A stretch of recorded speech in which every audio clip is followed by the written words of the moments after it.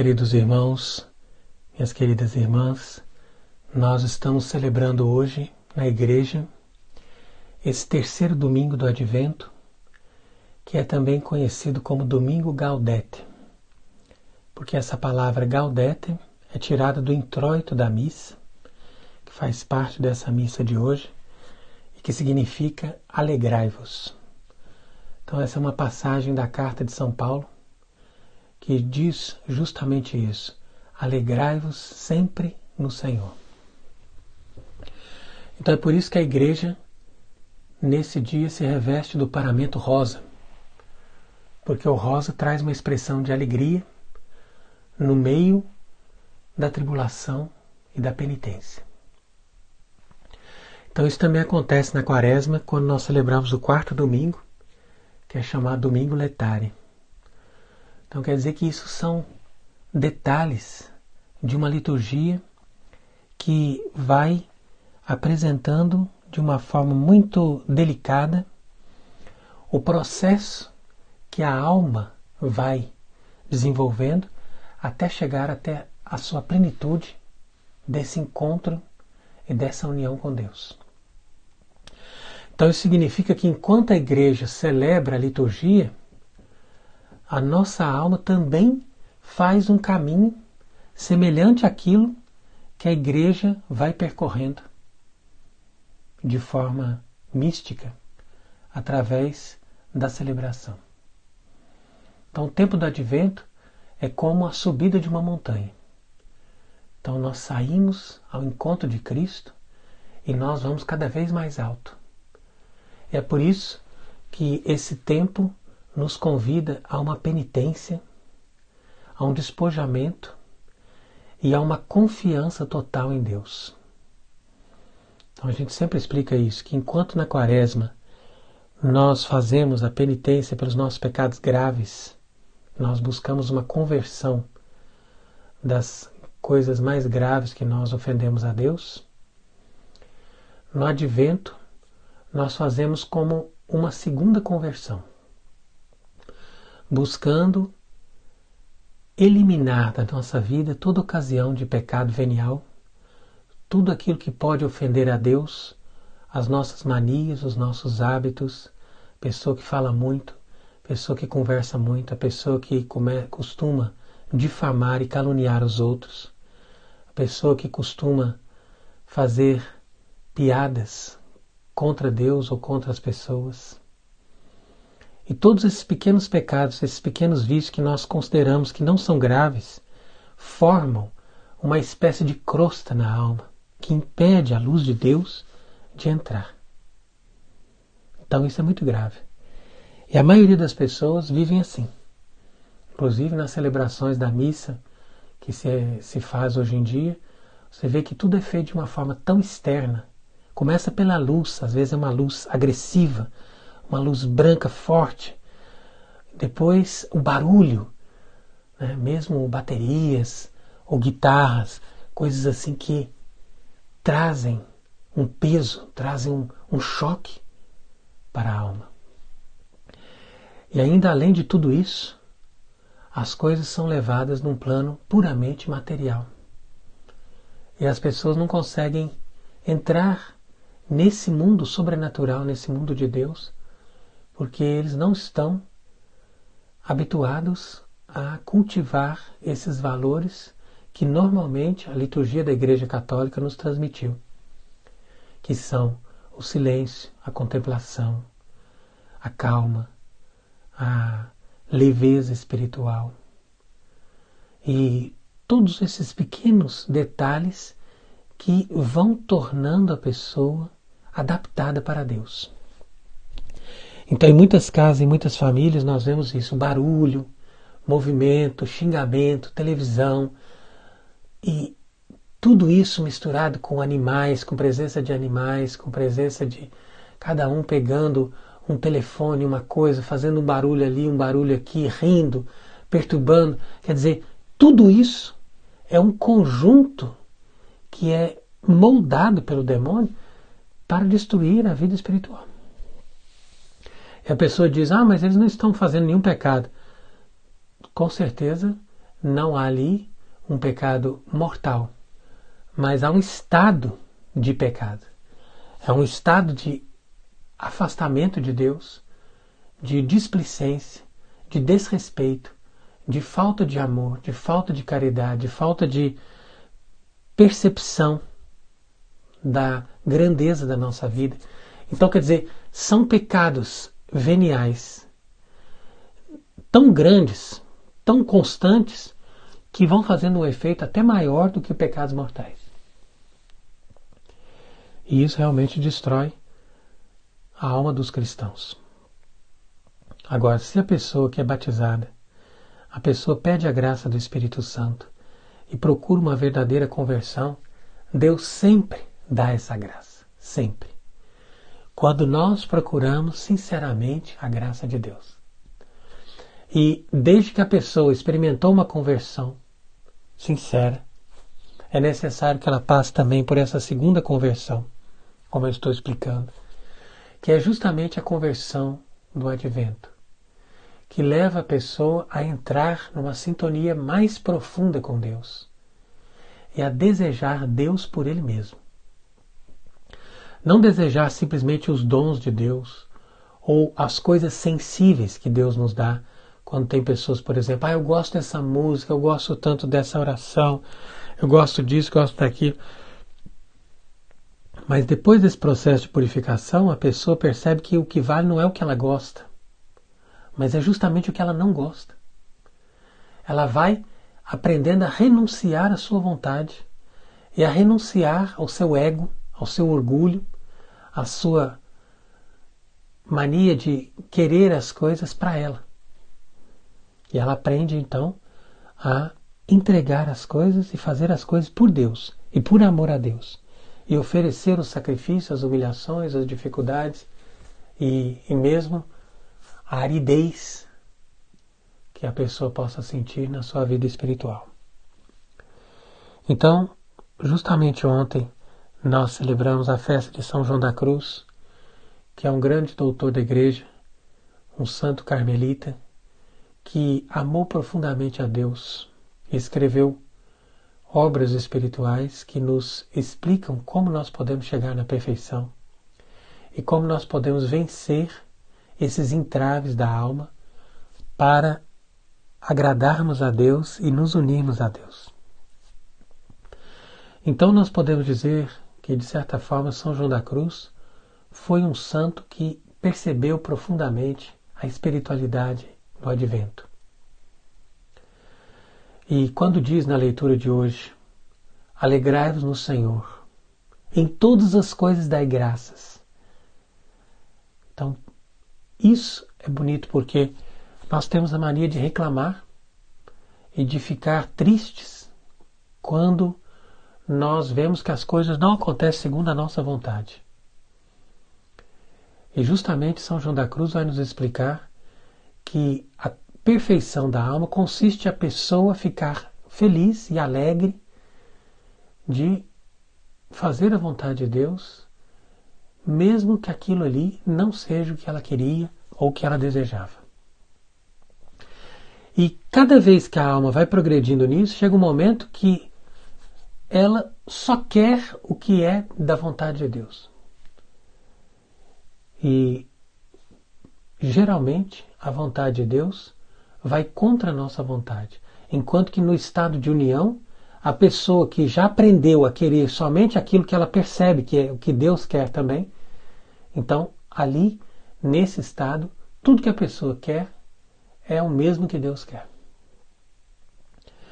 Então, nessa purificação, a alma aprende não somente a mortificar ou deixar de lado os seus desejos e as suas paixões, mas ela consegue, inclusive, perceber a luz de Deus na noite da fé. Então, o que é a noite da fé? A noite da fé seria isso, quando o nosso entendimento já não consegue mais mostrar claramente as coisas e você caminha somente pela fé. Porque você sabe, você crê, você tem força dessa fé para dizer, não, Deus está comigo, eu sigo o que a igreja ensinou, eu faço o que Deus me pede, então eu caminho na fé. Eu não preciso sentir, eu não preciso receber um sinal, eu não preciso ter uma confirmação do céu, basta que eu saiba que eu estou de acordo com a fé católica e que eu cumpro aquilo que normalmente nós sabemos que Deus nos pede. Então foi assim que São João da Cruz aprendeu a atravessar a noite escura, ou seja, essa noite dos sentidos e essa noite do entendimento. E no mistério dessa noite, dessa entrega, dessa total atitude de abandono nas mãos do amado, foi que ele sofreu o que nós chamamos de uma união transformante. De tal forma que ele estava completamente unido a Cristo crucificado. Então, é interessante que São Francisco também passou por isso. Mas São Francisco teve, podemos dizer assim, uma manifestação da sua vida espiritual e da sua união com Cristo numa proporção do próprio carisma franciscano, que é mais exterior ou mais que se revela de uma forma assim mais sensível, enquanto que São João da Cruz é como um São Francisco do Carmelo, que se uniu a Cristo crucificado de uma forma muito discreta, muito silenciosa, muito escondida. Ele só pedia isso: ser desprezado, ser humilhado e ser esquecido por causa de Jesus. Então, justamente isso que aconteceu, e ele estava no último momento da vida, já morrendo ali com feridas, com dores, e era abandonado por todos. Havia um irmão que estava com ele, ele pedia para esse irmão ler o Cântico dos Cânticos. E quando soou a hora das matinas, justamente meia-noite, então tocou para as matinas no convento, justamente para rezarem as matinas do terceiro domingo do Advento, do ano de 1591. E São João da Cruz então diz para o irmão: pode ir rezar as matinas, eu vou rezar as matinas no céu. E exatamente após isso, ele entregou o seu espírito, saiu um globo luminoso do seu corpo e subiu para Deus. Então, dessa forma, São João da Cruz terminou a sua vida nessa mesma perspectiva daquilo que ele mesmo escreveu, dizendo que a alma passa pela noite, mas depois já percebe o raiar da aurora. E quando nós lemos o livro de Isaías, capítulo 26, diz exatamente isso: Anima me desideravit in nocte, que quer dizer, a minha alma te desejou durante a noite, mas na manhã eu vigiarei na tua presença. Então, a noite representa essa escuridão, que é justamente o sentimento de dor, de abandono, de não ter uma consolação. E isso que aconteceu também com São João Batista, que, conforme nós lemos no nosso rito carmelitano, nesse Evangelho de São Mateus, São João Batista mandou os seus discípulos perguntarem para Jesus: és tu aquele que deveria vir ou nós devemos esperar um outro? Então veja que o próprio São João Batista, que é mais do que um profeta, que é um anjo enviado por Deus para preparar os caminhos, ele, lá na escuridão daquela prisão, lá naquele frio, naquele abandono, naquela tristeza, ele pensou: será que a minha vida teve sentido? Será que aquela pessoa realmente é o Cristo? Então veio sobre a alma dele aquela dúvida. De tal forma ele estava na escuridão, de tal forma ele não tinha mais nenhuma consolação de Deus, e de tal forma Ele não conseguia mais ter aquela clareza, aquela força, aquela evidência que ele antes manifestou quando viu Jesus no Jordão. Então, da mesma maneira, nós muitas vezes podemos passar por esses sentimentos de abandono, de tristeza, de escuridão, mas isso não significa que Deus tenha nos abandonado. Isso significa que nós temos que perseverar na fé, mesmo sem um sinal, mas sabendo que Deus está ali, que Ele não nos abandona, porque Ele não pode nos abandonar. Se nós queremos fazer a vontade dEle e se nós o desejamos, então perseveremos na noite, até que brilhe o sol, até que venha a aurora. E ali tudo será claro. Então São João da Cruz passou por essa noite, como o próprio São João Batista e como muitos outros santos. Enquanto que a Virgem Maria, que é Mãe de Deus, também experimentou essa noite, no momento do Natal, porque ela estava ali sozinha na escuridão. Ela não sabia o que fazer. Ela não conseguia imaginar como que eu vou ter agora essa criança. Porque eu estou aqui sozinha. São José tinha saído.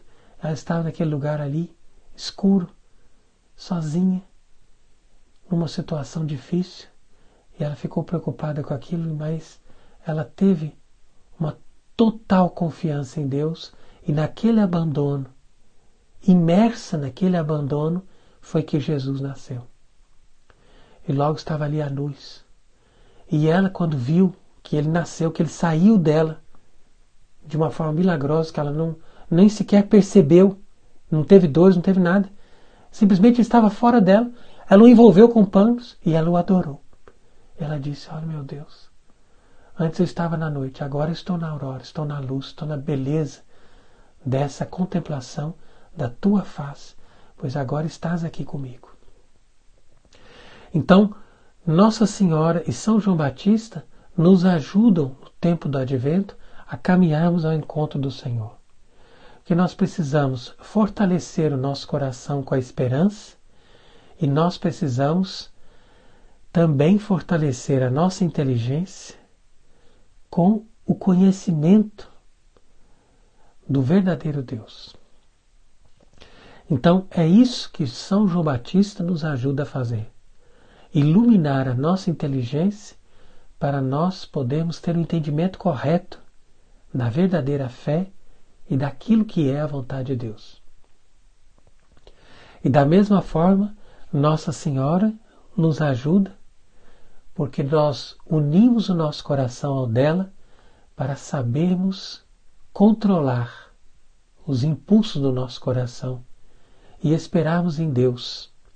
E não esperarmos nas pessoas, mas ao contrário, renunciando a todo apego e toda a busca das criaturas, nós fazemos como Maria, esvaziamos o nosso coração para que só Deus seja ali o nosso amor. Então que esse terceiro domingo do Advento, esse domingo de luz, esse domingo de glória, esse domingo de esperança, esse domingo de consolação, possa nos ajudar a vivermos nessa espera de Deus, com esse abandono e com essa total confiança, sabendo que a nossa vida pertence a Ele e que nós só estamos vivendo para que a vontade dEle se cumpra em cada um de nós.